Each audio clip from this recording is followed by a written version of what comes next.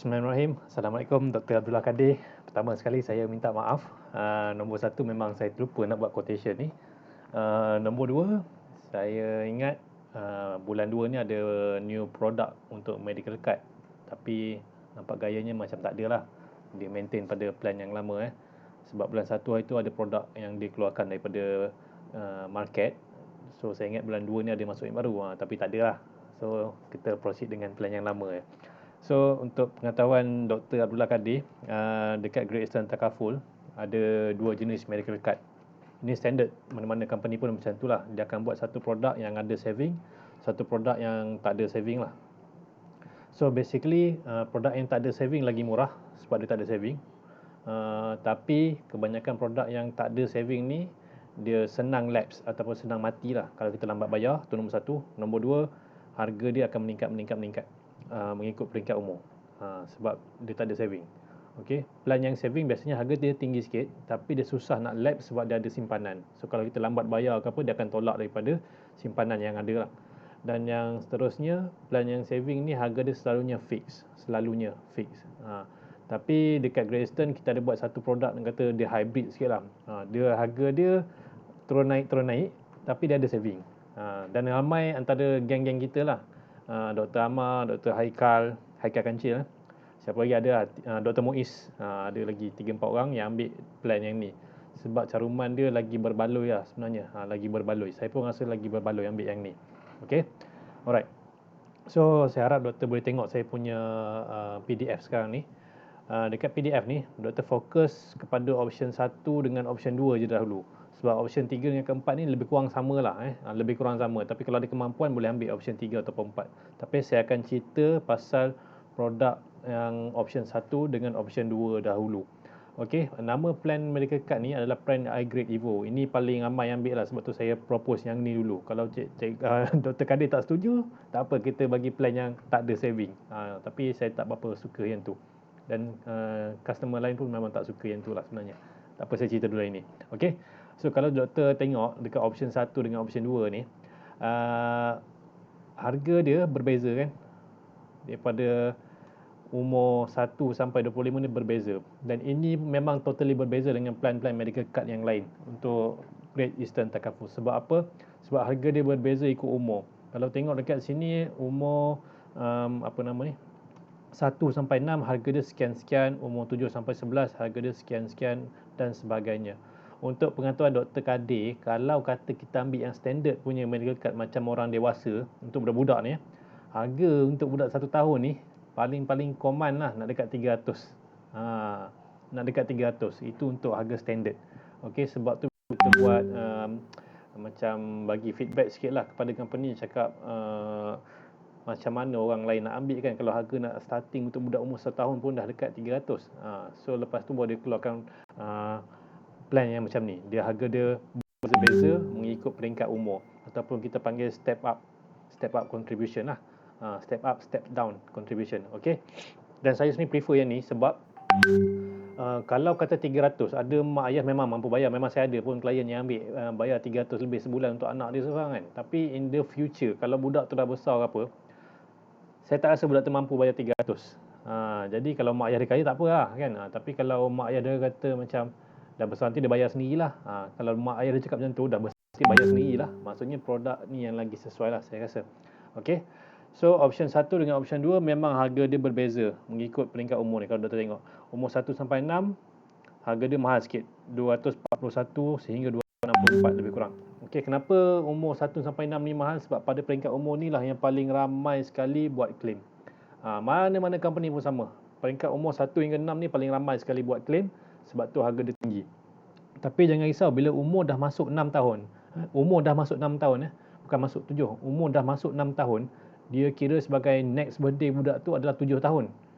So dia akan jadi murah sangat, 126 ke 167 lingkungan harga dia tu. So mak ayah akan suffer lah, bayar tinggi sikit masa peringkat umur 6 tahun pertama ni saja. Lepas pada tu harga dia akan turun bom, murah gila. Okey, 153, 160 saya sini lebih pada mampu lah sebenarnya nak bayar. Okey, sampai umur 25 tahun. Okey, kalau mak ayah nak bayar plan ni, mak ayah boleh bayar ke anak dia sampai umur 25 tahun. Selepas umur 25 tahun apa jadi? Plan ni akan tamat ke macam mana? So jawapan dia tak. Plan ni takkan tamat sebab plan ni boleh disambung dengan caruman yang baru pada harga ketika itu. Zaman tu punya harga, itulah harganya. Dia tak mention dekat sini berapa sebab kita tak tahu in the future macam mana. Tapi company dah cakap memang harga pada umur 25 tahun tu akan ikut usia pada harga pada zaman tu. Pada ketika itu mak ayah nak sambung bayar pun boleh, anak nak sambung bayar sendiri pun boleh, tak ada masalah. Okey. Alright.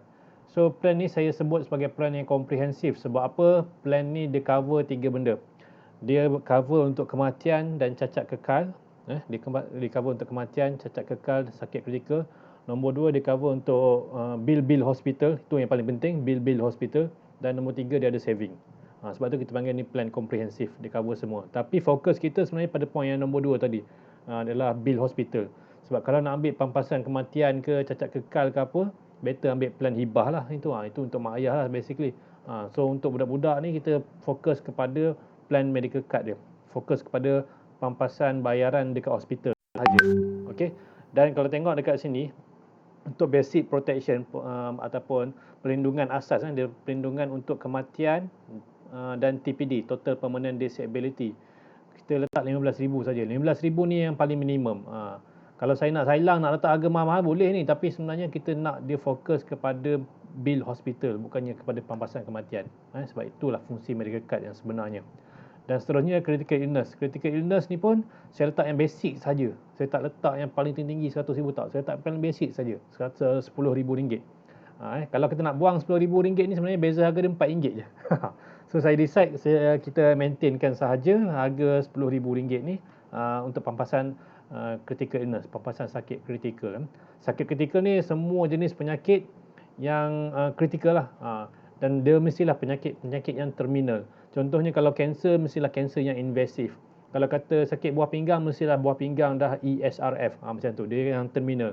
Kalau yang awal-awal tu tak kira sebagai critical illness. Contoh karsinoma in situ contohnya. Karsinoma in situ pun kanser juga, tapi dia in situ, dia tak invasif lagi. So tu tak dikira sebagai critical illness dan tak layak untuk dapat pampasan sakit kritikal. Alright. Seterusnya hospital allowance, kita letak RM100 satu malam. So ni kalau masuk hospital private dekat KB ke kat KL ke mana-mana lah akan dapat RM100 satu malam. Tapi kalau kata anak tu kena masuk ICU, so mak ayah dapat double daripada nilai asal tu. Okey. Dan kalau nak jadi cerita lah masuk ke hospital government, contohnya sebab COVID ke kan, COVID ke dengue ke apa ke, tak sempat nak bawa pergi hospital private, masuk hospital government pun boleh. Janji simpan original discharge note dan kita perlukan discharge note saja, kita perlukan discharge note saja untuk dapat claim allowance 150 ni dekat hospital kerajaan. Okey, tapi kalau doktor tengok option 1, 2, 3, 4 ni, option 3, 4 ni dia nampak lagi mewah lah sebenarnya. Dia bagi lebih sikit untuk allowance kalau masuk hospital private, hospital kerajaan. Okey, sebab kadang-kadang ada tempat yang hospital private tak boleh nak manage. Contohnya kes kanak-kanak lah, banyak kes kanak-kanak yang kadang-kadang hospital private tak boleh nak manage. So dia akan transfer ke hospital kerajaan. So kita boleh claim, tak ada masalah. Okey, medical card inpatient benefit. Inilah manfaat pesakit inpatient. Dan poin-poin yang saya hijaukan ni sebenarnya adalah poin-poin yang memang kita menang lah. Great Eastern Takaful menang. Kalau dah compare dengan company-company lain, memang kita menang part ni lah. Dan part ni yang saya rasa paling penting sekali. Okey, medical card, room and board hospital admission maksud ni kelaikan bilik. Kelaikan bilik, berapa kita layak duduk bilik pada satu malam tu. Okey, untuk option 1 dengan option 2 ni, dia layak duduk bilik yang berharga RM150. Dan option 3 dengan 4 ni dia layak duduk bilik yang berharga RM200. Kalau kita kira dekat Ipoh ni, RM150 ni biasanya bilik yang sharing lah, bilik yang sharing. Okey, tapi kalau dekat KL bilik 150 ni mungkin share 6 orang. 6 orang macam tu. Kalau kat KL Selangor sana lah. Tapi kalau kat area Ipoh ni 150 ni mungkin share 2 atau 4 orang. Okey. Alright. Dan kalau kata option 3 dengan 4 ni dapat bilik yang 200. So 200 dekat Ipoh ni boleh dapat bilik single sebenarnya. Okey. Tapi jangan risau, kalau orang tu tak mampu ke apa, dia ambil plan yang option 1. Okey, ataupun option 1 ni ataupun option 2, any option lah senang cakap.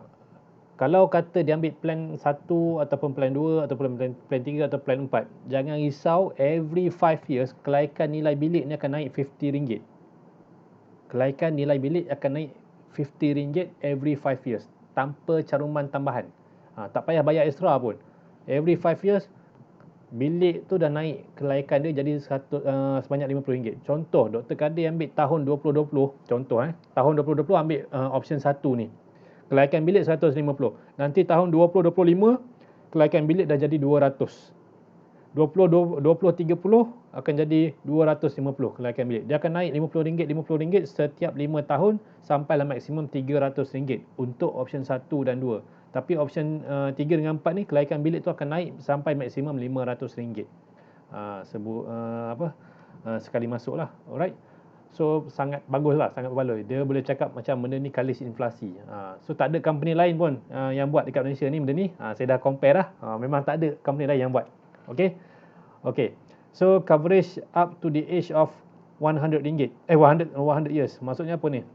Maksudnya sebenarnya company ni kita bagi, kalau doktor tengok tadi dekat atas, dia tulis kat sini kita punya coverage sampai umur 25 tahun je kan. Tu saya cakap lepas umur 25 ni medical card ni tak terminate pun lagi. Dia boleh sambung Dia boleh sambung sampai umur 100 tahun. Sampai 100 tahun. Okey, boleh sambung. Tapi pada ketika itu harga dia ikut zaman tu punya harga. Kita tak tahu. Dia ikut zaman tu punya harga. Okey. And then seterusnya deductible or cashless. Ini maksudnya apa? Deductible ni ataupun kita panggil sebagai co-takaful. Co-takaful. Dia adalah bayaran wajib setiap klien kena bayar setiap kali discharge daripada ward. Okey, bayaran wajib setiap kali discharge daripada ward. Itu namanya co-takaful ataupun deductible. Dia ada dua option. Sama ada nak ambil option yang deductible tu ataupun nak ambil option yang cashless. Untuk anak-anak saya, Dr. Kadir, anak-anak saya semua saya ambil yang cashless ni lah. Sebab apa?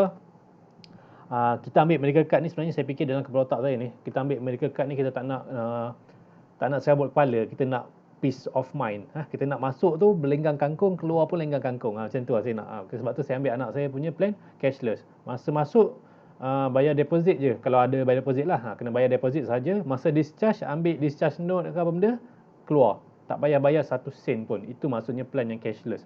Tapi untuk plan yang option 1 dengan option 3 ni, dia mesti bayar RM300 ataupun bayar RM500 setiap kali nak discharge daripada ward. Itu bayaran wajib. Tak kisah bil berapa sekalipun, wajib bayar RM300 dengan RM500 ni. Faham Okay.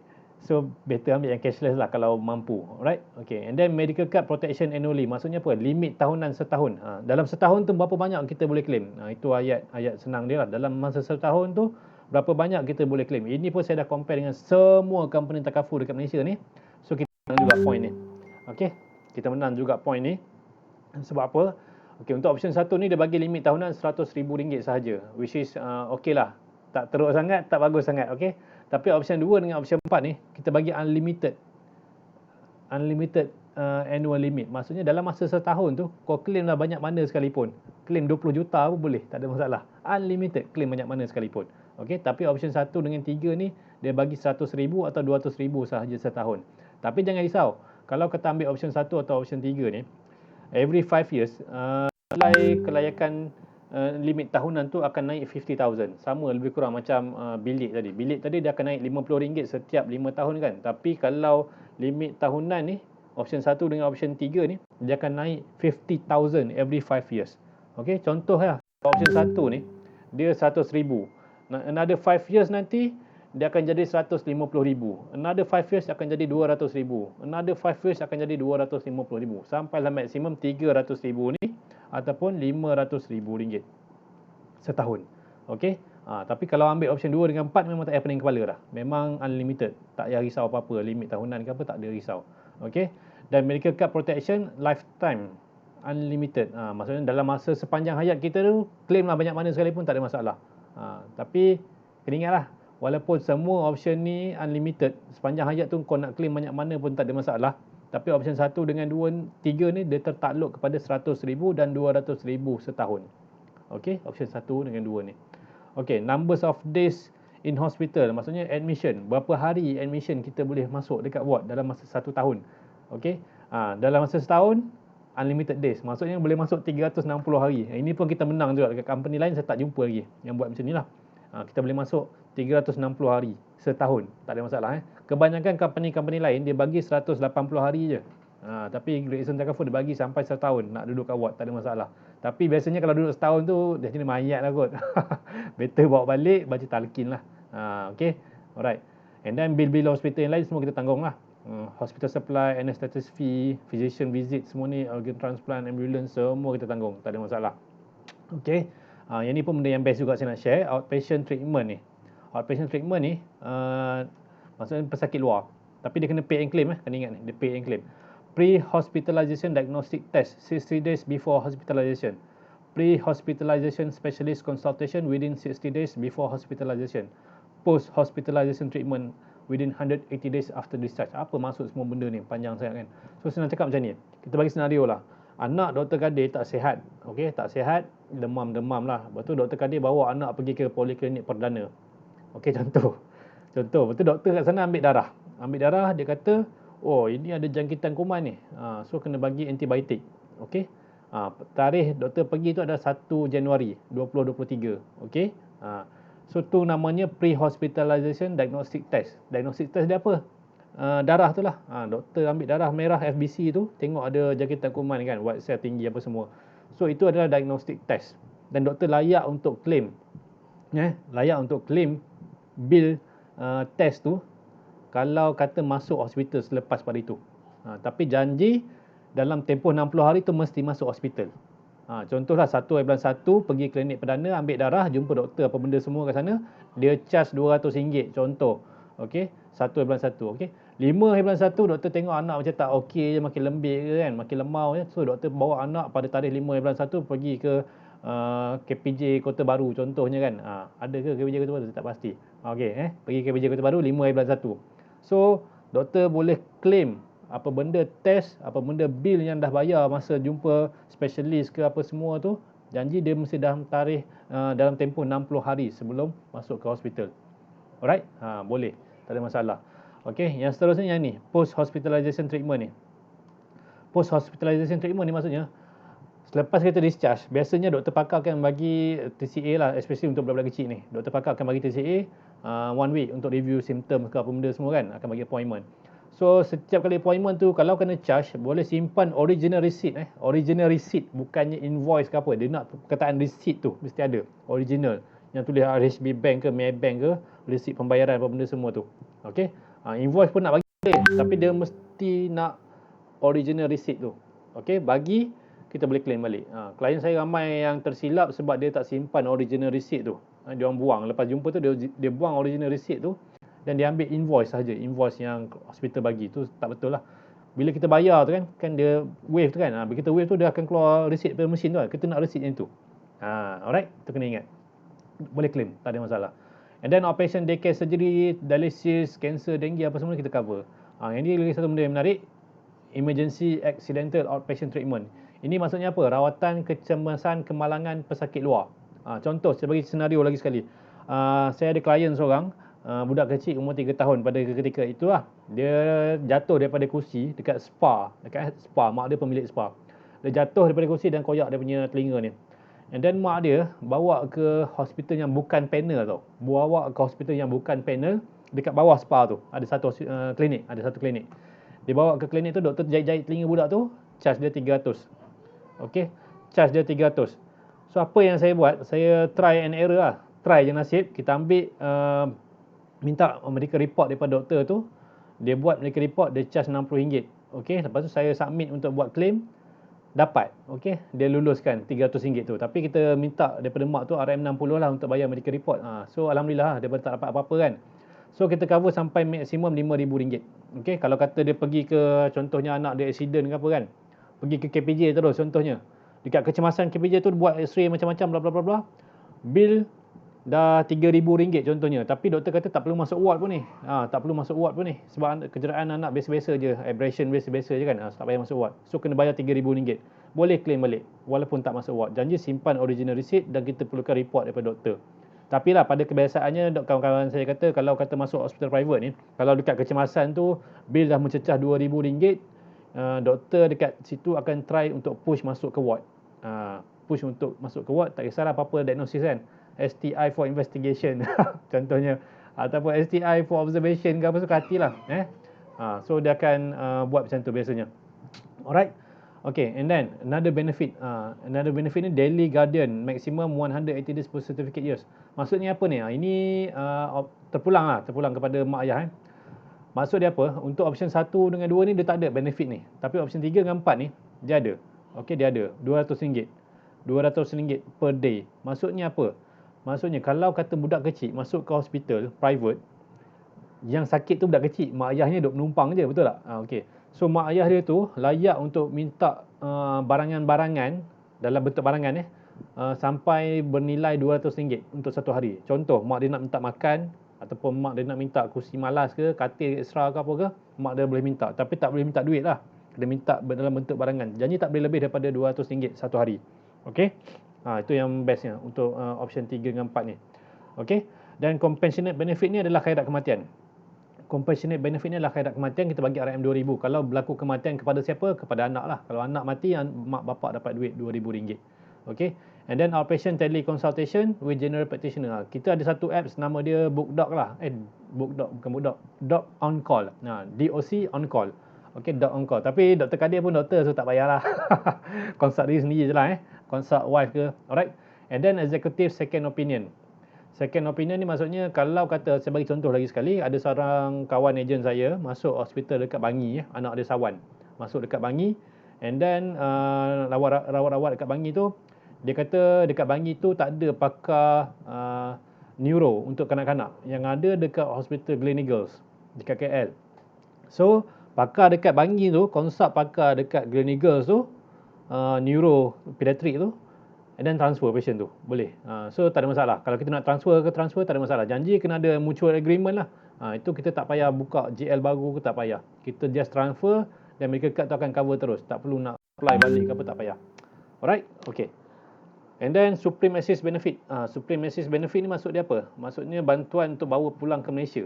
Kalau kata tersangkut kat luar negara.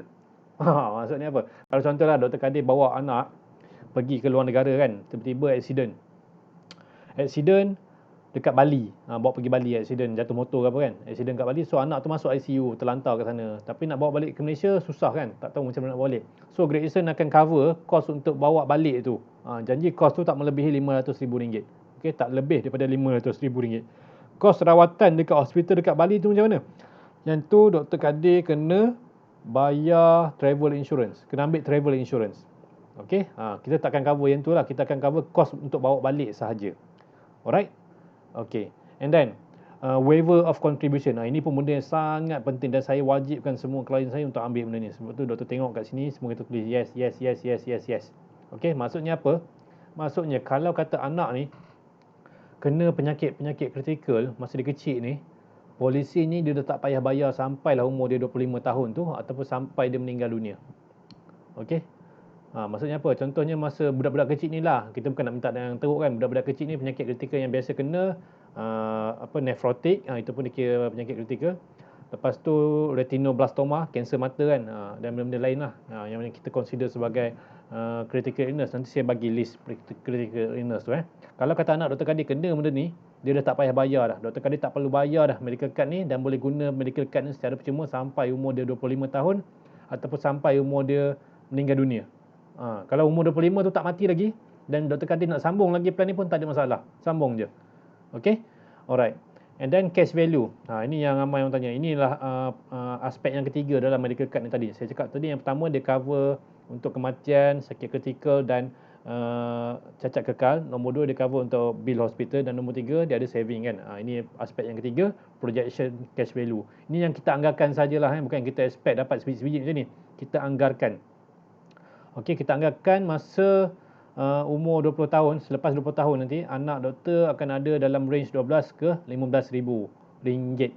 Okey, tapi sebenarnya nilai ni lebih lagi, cuma kita tak boleh letak tinggi macam yang kita unjurkan lah sebenarnya. Kita tak boleh letak tinggi-tinggi sebab takut macam misleading. Okey, takut misleading. Sebenarnya dapat lebih lagi. Dan saving ni boleh keluarkan bila-bila masa sahaja sebab itu memang hak kepada klien. Klien boleh keluarkan bila-bila masa sahaja, tapi dengan syarat kena tinggalkan RM1,000 minimum dalam akaun takaful ni. Kena tinggalkan RM1,000. Sebab apa RM1,000? Sebab kita nak duit tu regrow balik dengan cepat. Sebab kalau keluarkan semua, susah dia nak grow balik terlambat. Okey, sebab tu kita wajibkan tinggal RM1,000 dalam akaun takaful ni. Okey, so that's it lah untuk plan medical card iGrade Evo ni. Dan saya rasa eloklah plan ni. Kalau tanya saya sendiri, kalau ikut, saya tak tahu Dr. Kadir punya financial macam mana, tapi saya sarankan kalau nak ambil plan iGrade Evo yang step up contribution ni, saya sarankan ambil option 2 ataupun option 4. Itu je. Serius saya cakap. Okey, serius. Sebab option 1 dengan option 3 ni dia macam nombor 1 limit dia rendah sikit lah. Limit dia RM100,000 setahun. Okey, sekarang ni RM100,000 tu mungkin cukup, tapi in the future tak pasti. Okey, tak pasti. RM100,000 tu cukup tak cukup setahun. Okey. And then yang ni kena bayar RM300 kalau masuk ward. So yang ni tak payah bayar apa-apa lah. Beza harga pun tak banyak. Beza harga dalam RM40. Okey, beza harga dalam RM40 untuk option 1 dengan option 2 ni.